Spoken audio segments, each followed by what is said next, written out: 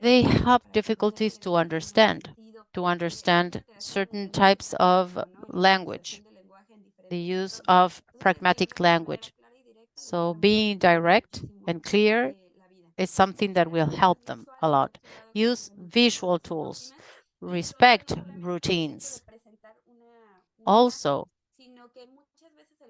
showing images or giving instructions. Sometimes if we give instructions, they might have a hard time to understand. But if I show it something that might help them, respecting routines, also providing emotional support is important. Encouraging individual interests is something of the essence because they have very individualized and specific interests, like dinosaurs or something else. They might have interest in different type of plants or colors or artists, and we have to acknowledge this to generate the optimal space for them to move.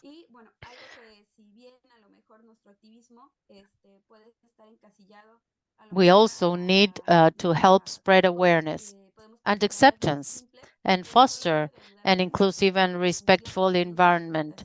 It's about outreach and dissemination, always having this respectful environment for them. In this way, we will create a more inclusive society. This is what we are looking for, to favor the inclusive environment. And this is something that has to do with the family and even the working space. I would like to thank you very much for giving me this opportunity. I hope that I have conveyed this information to change this chip as to how we perceive ASD. There is no one right way to process the world, and that's something we should celebrate. Thank you very much. Thank you very much, Dr. Ortiz, for your excellent presentation. You are giving us an important message. Autism is not linear. It's actually a spectrum, a diverse condition. And even though people with autism share the same diagnosis, there's not someone equal like another, and they have their own capabilities, their own needs, and their own interests. And this is why we require to provide individualized and specialized support that will be present in all of their life stages and will help them be part of the society in equal conditions. I will now take your phrase and say that we have to help them understand, organize their world, and anticipate what will come, giving them structure, and not chaos. Okay, Dr. Minerva Ortiz, thank you once again for your excellent presentation. You are invited to stay because at the end of this event, we will have a Q&A session. We are receiving lots of questions. Now, without further ado, I will present someone to speak about the importance of society and family in development of people with neurodiversity. This is why we are welcoming Magister Begoña Subiria. She's a professional in social work with more than 30 years of experience in management, monitoring, and evaluation of development projects in urban and rural areas. Master's degree in gender studies from the Catholic University of Peru and Universidad de Sevilla. Senior consultant in capacity building programs, intersectionality, and gender in state institutions and multilateral organizations. Currently, she provides care to the migrant population and to a group of women victims of gender-based violence at the Center for Psychosocial Care. She's the founder and coordinator of the branch of the Calpa Cusco Association, psychotherapist with a specialization in couples and family. And she's a mother of someone who's neurodiverse. Dear Begonia, please, thank you very much for being here.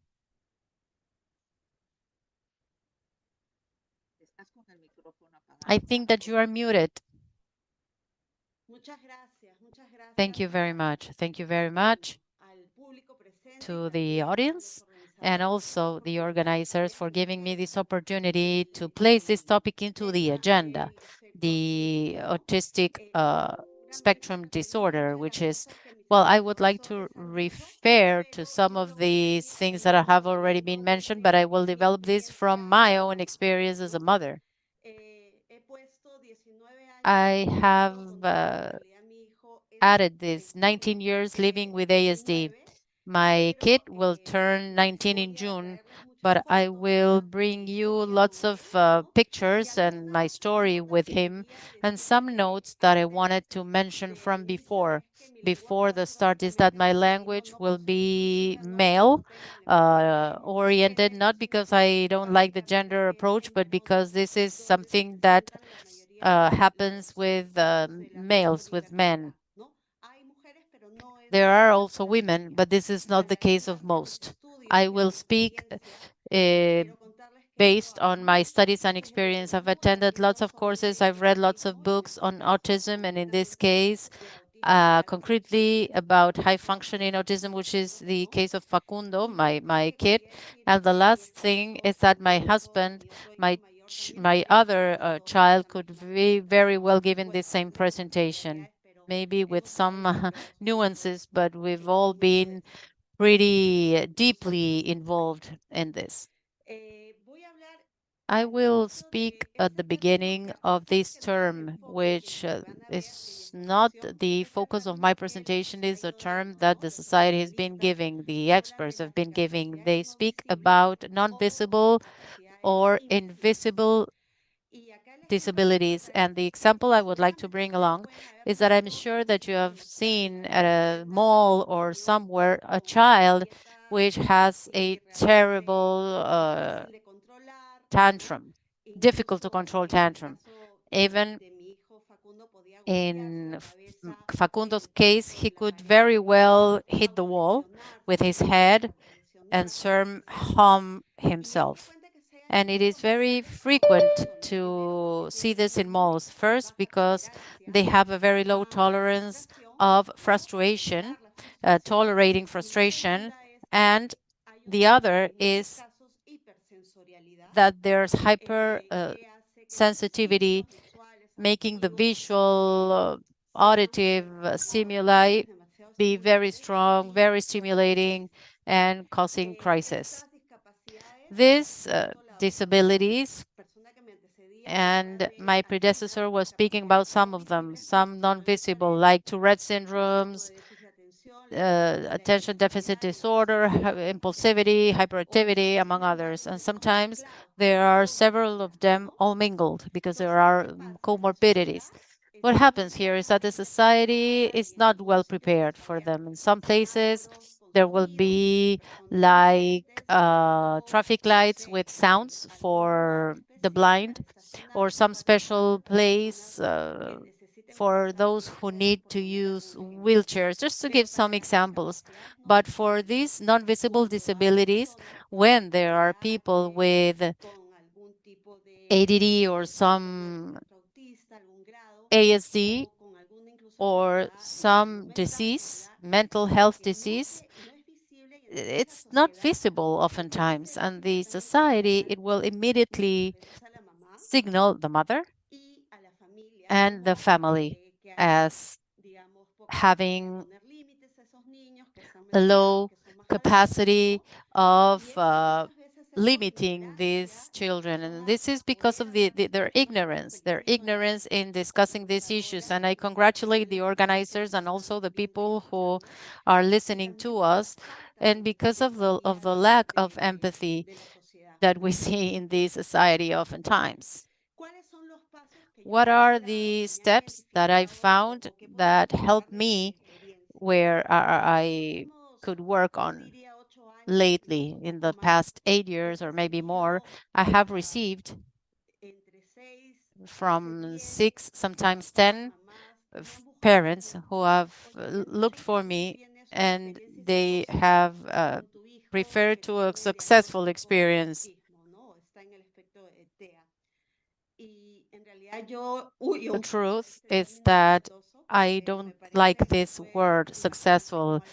This could be something imagined as something immediate, as a cause effect, and this is not the way. But I identify some steps that I would like to share with you. The first thing is that since this is not, this condition is not seen at the time they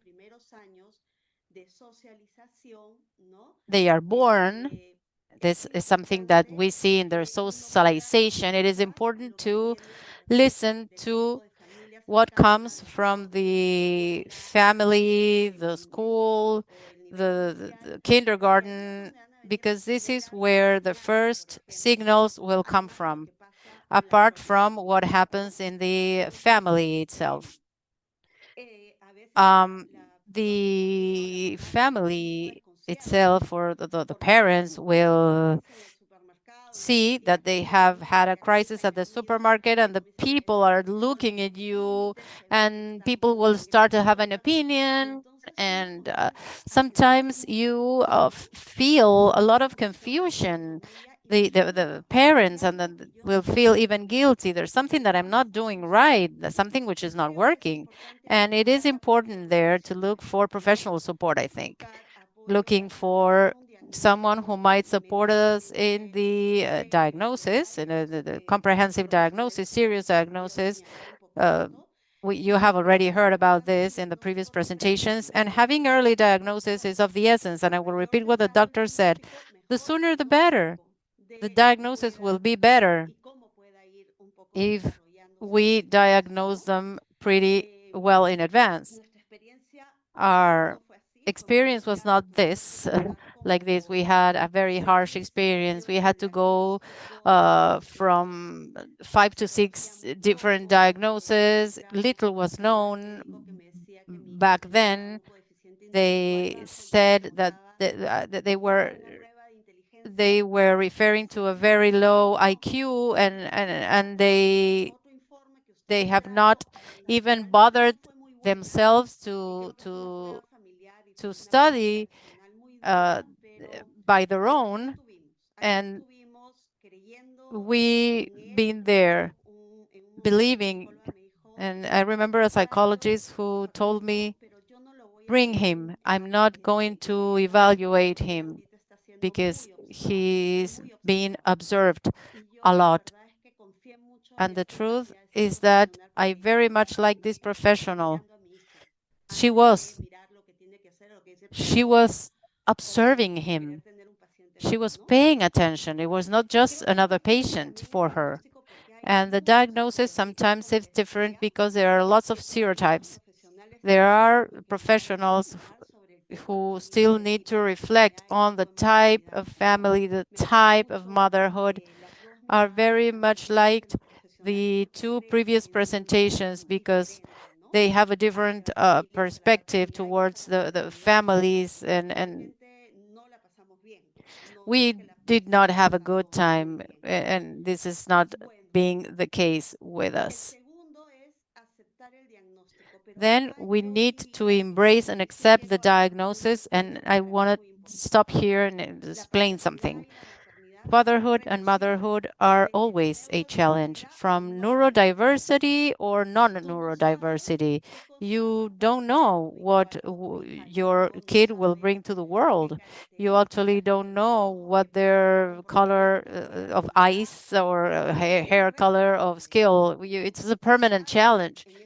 Sometimes we might add some special lens here in accepting diversity, but we always have to accept this challenge from the motherhood and parenthood in general. And now I want to stop and think for a while. Maybe you have found that this is something that means grieving. I don't know if I grieved for a long time. I think that I did not have much time for grieving, but one of the grievance stages is accepting. embracing. But the word here to accept is that you have to be happy with this lack of. And I don't think that this is actually the right perspective. We have to uh, play with the word. And this is resignifying, finding a new significance, a new meaning. And I will tell you about something that happened. I remember that I had to give a conference on autism, on neurodiversity once, and there was someone who belonged to the association, the Peruvian Association of some diversity, and this person was saying that she was giving new talks to new parents with newly diagnosed children, and she asked them to accept that these children would be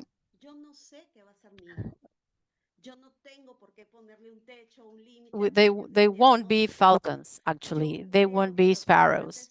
And I stopped her in the middle of the conference and I corrected her. I will give my child all the tools that I have because this is what life is. Life is surprising you all the time. And sometimes we tend to place a diagnosis and a label, and starting with this, we start seeing them from all of our limitations. And this is not the case. There are lots of things that we can do for them. We could very well speak about other types of conditions or situations that children are bringing us, and rather than using a label, I think that this is about moving along with them and letting them surprise us. After the diagnosis and with a professional activity that was actually costly and hard, we didn't have a diagnosis at first, but I remember I was taking note of some characteristics. He's impulsive, he has sensory issues, and I started working with the family with those areas that were identified. I didn't wait for an absolute or final diagnosis. I knew where to start. And my advice here would be, if you have a plan in the family, you have to prioritize certain areas. In general, the affected areas are the sensory. We had occupational therapy for him. The communication skills were not affected that much. We didn't have much language therapy, and the society aspect has to be dealt with as well. Many of these therapies were held simultaneously, but there are two things that I wanted to highlight here also. One first thing that I think is super important is that the social family support, I will refer to different levels. This is something substantial and very, very important. I was working in unison with my couple, with my partner. I had another child who had who was very patient. He had to navigate different emotions, of course, but he matured as well. And I think that the family support has to be given in a chained manner. The society, the school, and then brothers and sisters and the children. And something important is articulating work between different professionals. When there were two or three, we met with the family or with the school, and Facundo was my boy, and I needed all of these areas to be interconnected. And same thing happened with a house, with a home.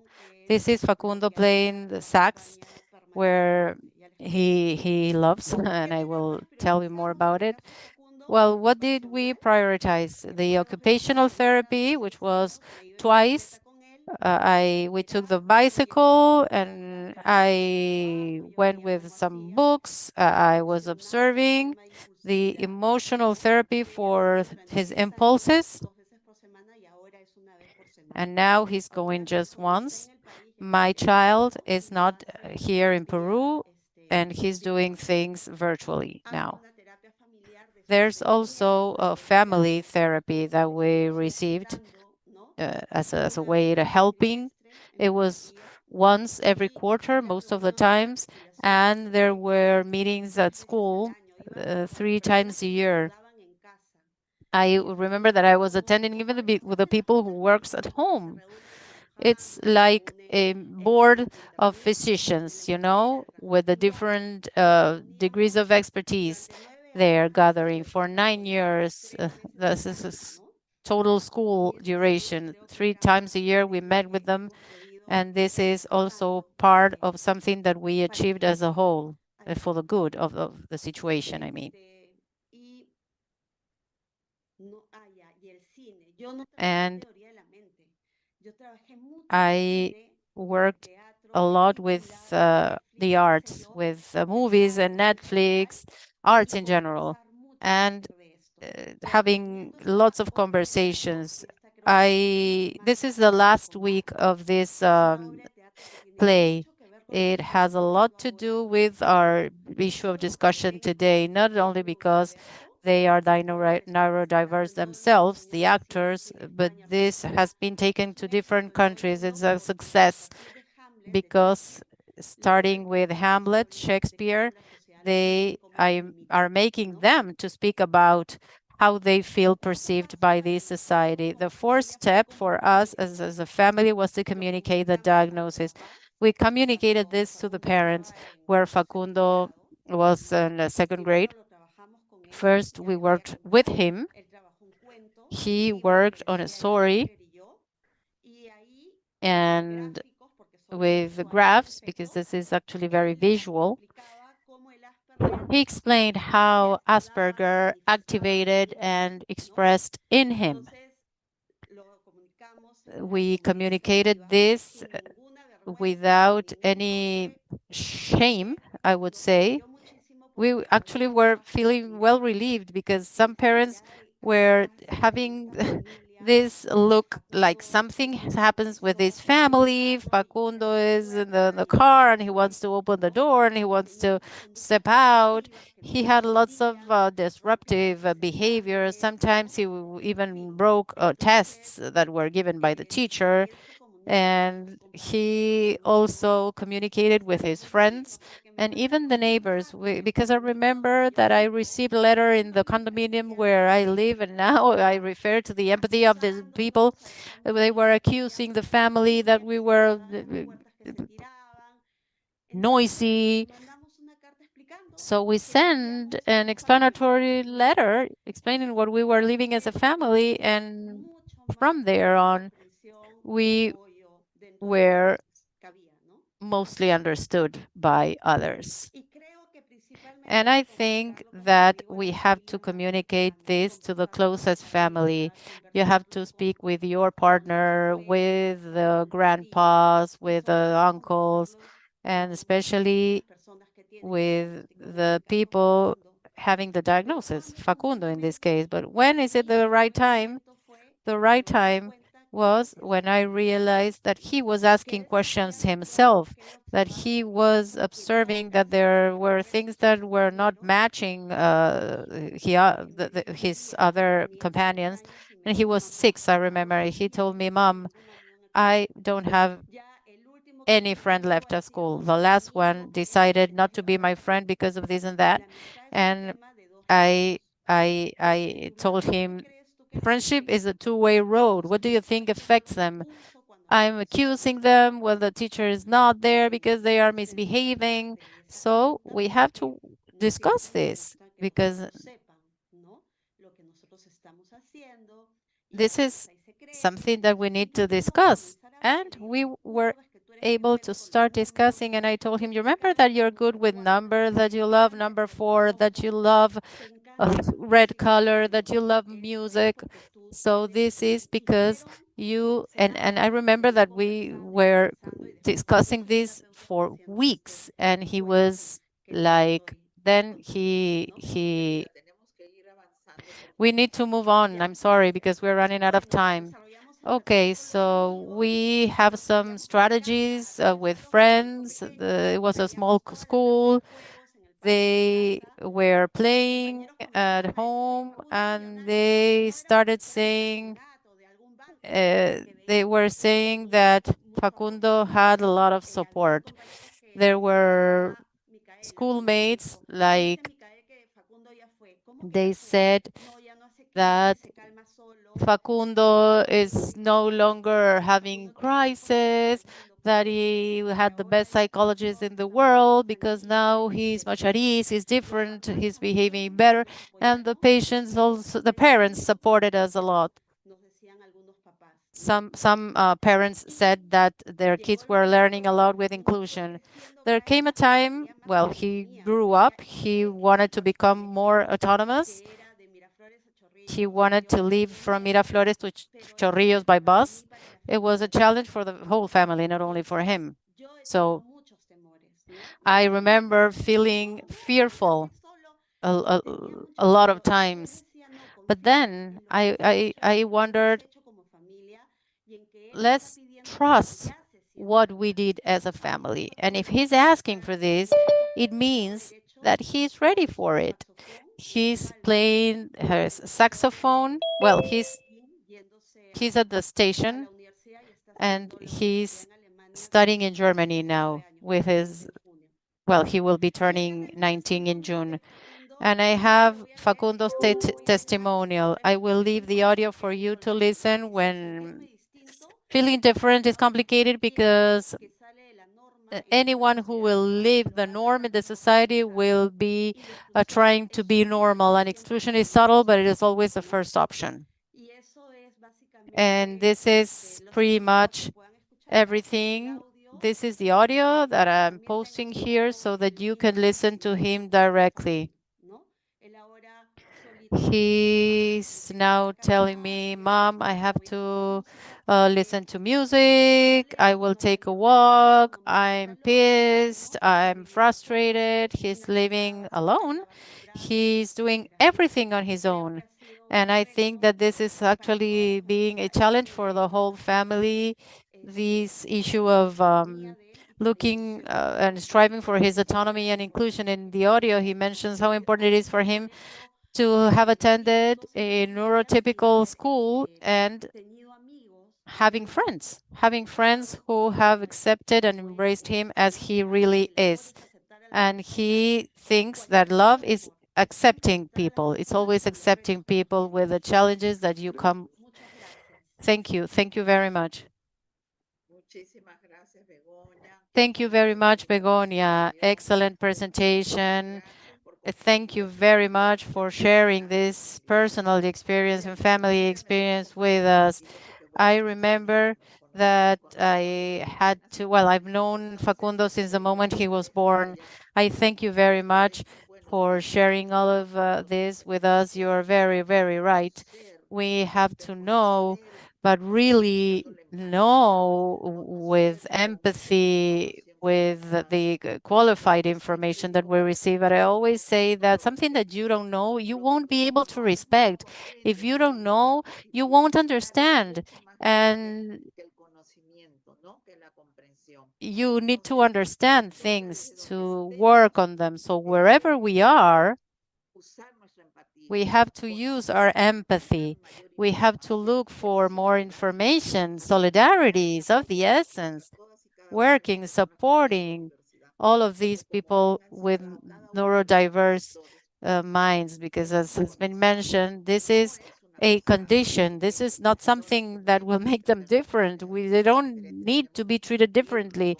We have to include them. They are part of the society. They are part of everything. So we can all learn from this experience and we will have a harmonious life, which is something that we're striving for.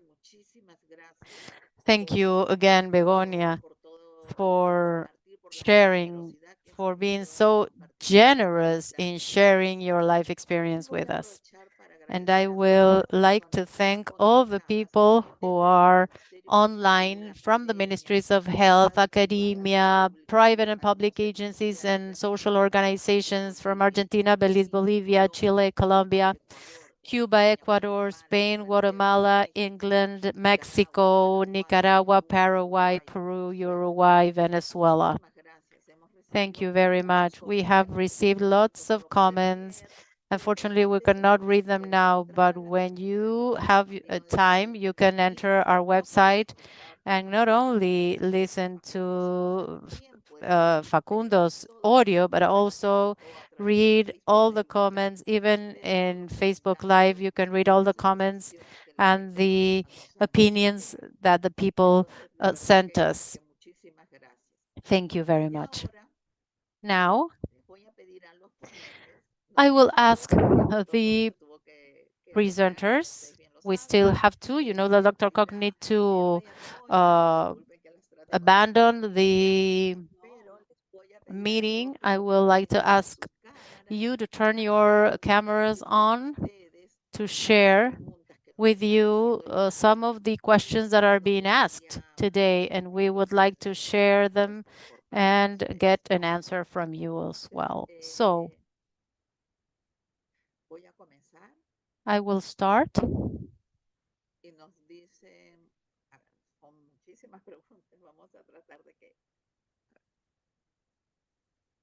Acá dice, en relación con el enfoque en la neurodiversidad Regarding the neurodiversity approach and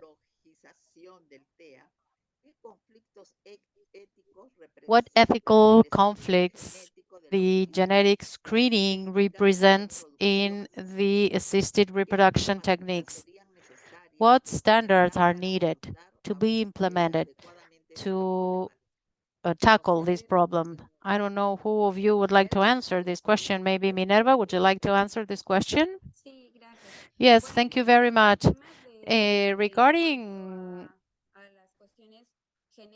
Regarding genetic issues, I really don't know how this is regulated.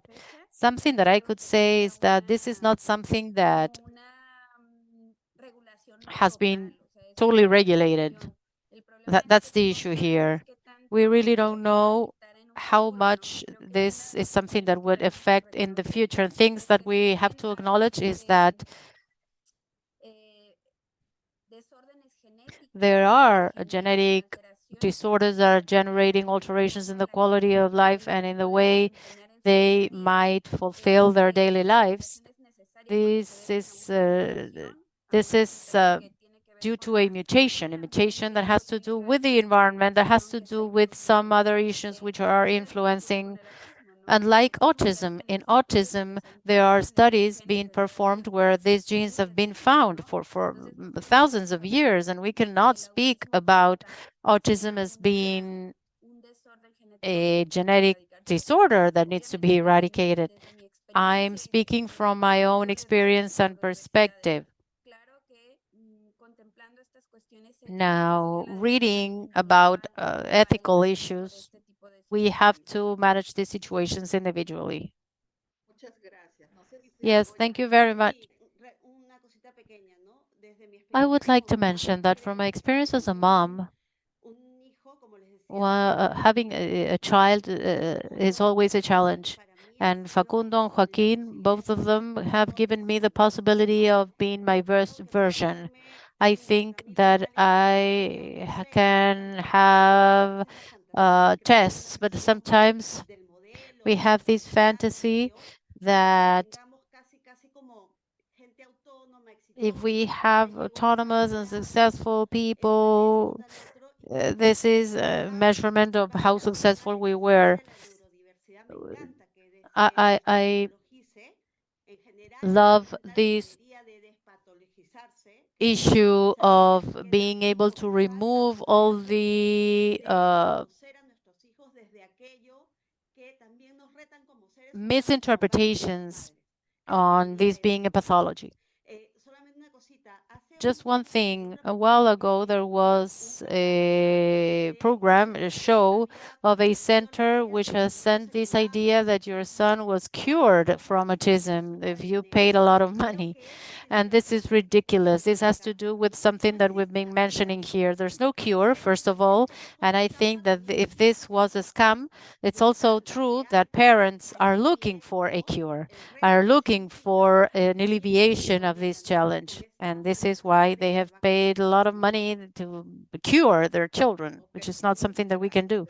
Well, thank you very much. We have another question, and it says, in having varying symptoms in each one of these cases, from child to child, and also adults, there's space for late diagnosis. What's the flow of process that you would suggest to implement for the detection and treatment early on? en las padres, docentes y los recursos humanos puedan participar adecuadamente sin estas So estigmatizaciones. that everyone would participate without, do you know, related standards at your institutions or countries? Well, I will speak from my perspective and answering your last question, where you mentioned if there are regulations. At least at the Colima University right now, we are working hard in trying to provide the optimal educational environment. The fact the fact that we give them a space is a right, and this is a universal right, the right to education, where everyone will enjoy this right. So, as I mentioned during my presentation, I think that the difficulties that the neurodiverse people face is not because of them, it's because of the context. The context is not generating the optimal strategies for them to develop accordingly. So this is why we were speaking about resignifying the role of the different institutions, both educational, labor, the home, where they can stop generating these conflicts. If we see this it's a conflict because we are not providing them with the necessary support. If we provided the necessary support and the visibilization of their skills and the stratification to strengthen them, there won't be any conflict and there won't be any need in trying to cure or removing. Thank you very much. We have another question here. It says, what are the differences regarding the needs of someone within the ASD, depending on their age? Are there training sessions for people to respect the particular needs of these kids? That's the question. Is there training of human resources in health? Well, I think that this is something very new. It's too new. Maybe Maria, who's a mother, knows, but now speaking about autism, this is something that is turning into a main issue to be cared for. We have been lagging behind very strongly in Latin America. In all the Latin American countries, we've been lagging behind a great deal, but now we are growing.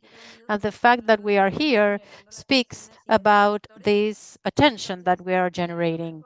So maybe today, 100, 150 people listen to us, and we are planting the seed. We are trying to look for different ways of working, not only for this group of people, but for everyone. I don't know about the health sector that much, but from the private institutions, there are many more centers being created in terms of occupational therapy, the mind in general.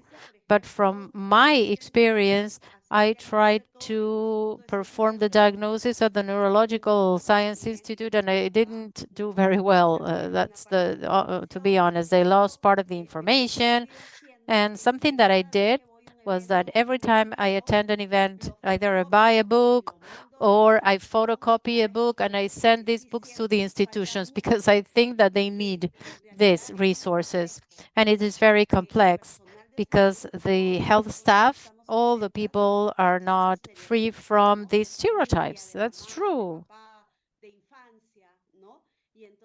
So sometimes I remember that I had a workshop on my kids' school because I was a president of the Parents Association. Everything was valid. I organized a workshop with the parents, and I brought people from a play on an autistic child. But I remember that throughout the play, we started to throw them with water, or we gave them, well, we actually apologized with the audience, or we added an onion in the middle of the room. So we gave them with different stimulus and we asked them how they felt, because if the training is not experimental, it is very difficult for them to understand. It's very difficult to leave these stereotypes behind. This is what I've been trying to do for a while. Thank you very much. We have another question saying, what do we need for more low-income families to have access to quality education and inclusive education for ASC? Where to go?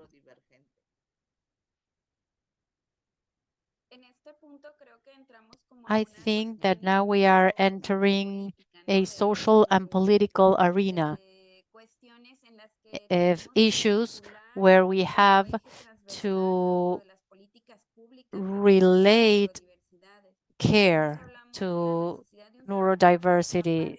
We speak about having a multidisciplinary team to generate an optimal space, but there should be joint participation in order to know how we are to distribute the resources, because we might have the intention to provide an optimal space for them where there are spaces for them, but sometimes we don't have the public resources. So we, from the professional area where we work, we need to create programs which could be borne in mind to create these other spaces. And I'm referring to basic stuff. Where in public spaces are there psychologists? How many of these institutions include a psychologist or special educator? There aren't. And this is because there's something that has to do with funding rather. So we are facing a big challenge here. We can think that these actions are small, but they might have a lot of impact. The issue of neurodiversity has been out there for a long time now, and it is now in 2023 that it's gaining more strength. I'm sure that we will have better spaces for neurodiverse people to grow. I would say that it is super important and valuable to have this type of spaces. We have to raise awareness. We have to feel that we are not alone in general, that we can create this network that is needed from neurodiversity and from the different spaces in general. It is important that as families or parents of neurodiverse children, that we also demand to have prepared health staff that might contain us, that might understand. This is also important as activism at all levels. This is something that I consider to be very important always, all the times. Okay, thank you very much, Minerva. You have mentioned something important. Dr. Maria Calle always repeats that without budget, there's no rights. And this is something that's real, and it is real considering health as a whole. We need to have money, resources.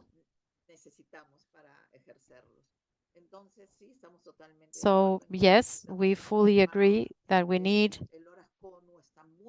well, the Horas Cono is actually very committed to neurodiversity and mental health. You always will have this space, and we reaffirm this commitment to continue working and to provide qualified information to all the professionals, health professionals, which are joining us in our webinars since we created them in May 2020. So now we would like to thank you for your questions.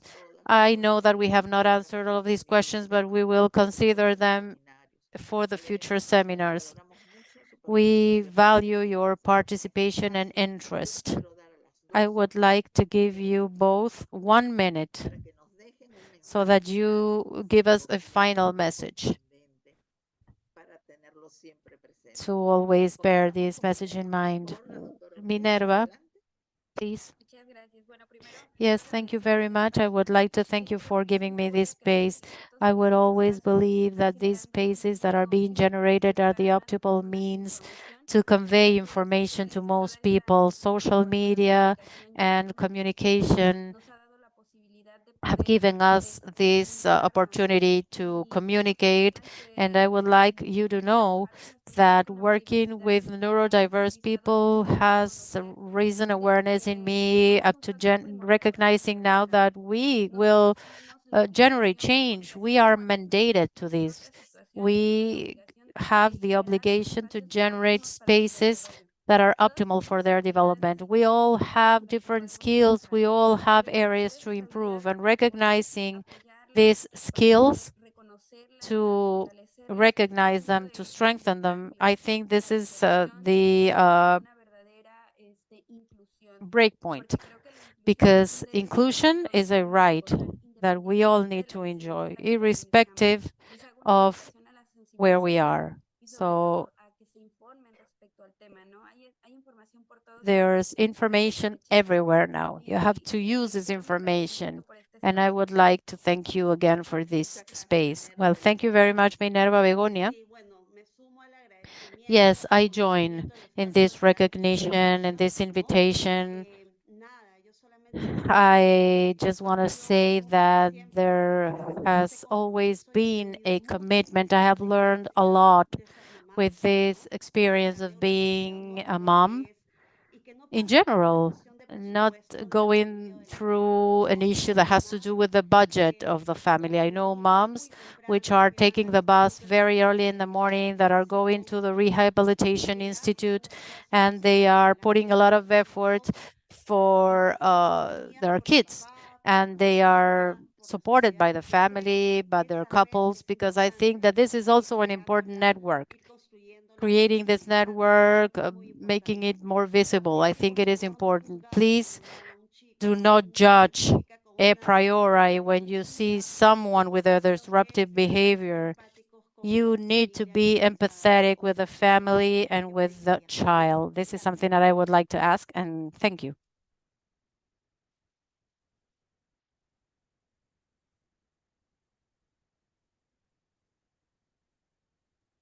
I'm sorry, she's muted.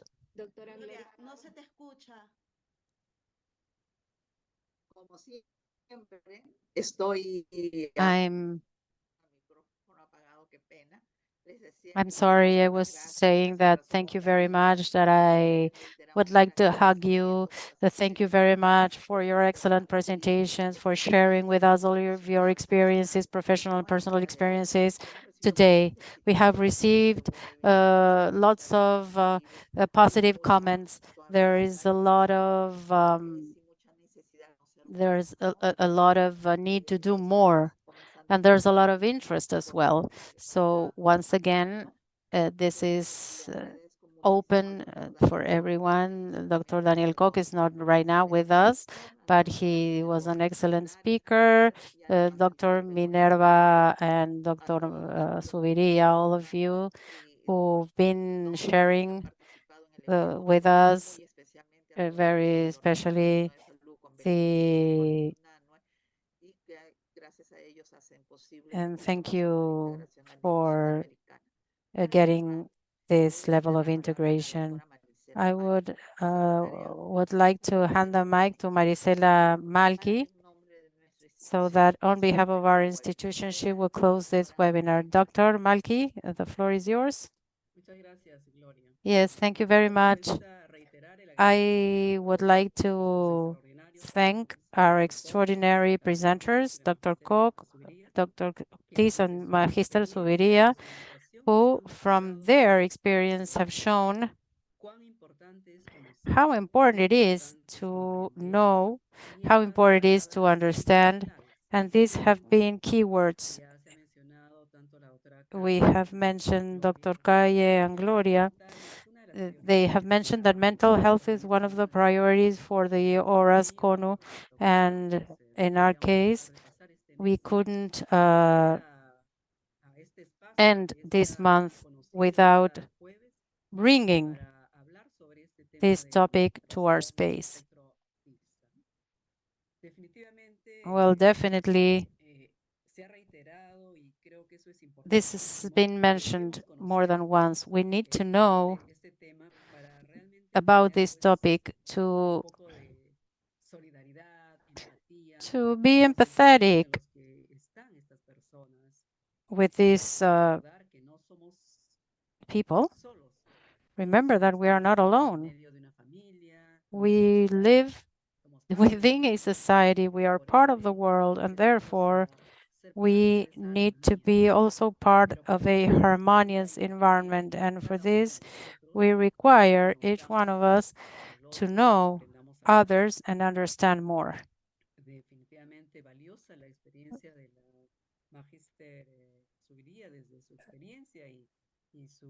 I salute you for your life testimonial with your kid. I think that I'm sure that you have motivated a lot of people during your presentation in giving hope to people to keep on the fight. Nothing is easy. Everything comes at the right time. And we, from our space, need to keep promoting these spaces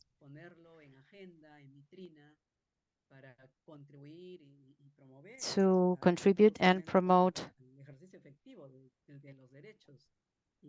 the effective right of these people. So once again, I would like to thank each one of the lecturers, each one of the people who have been joining us today. And I want to invite you to the May 4th webinar that will be on health and safety of workers. Once again, thank you very much to each one of you, the whole team of Horas CONU, and our followers from the webinar. Thank you very much and see you soon. Thank you.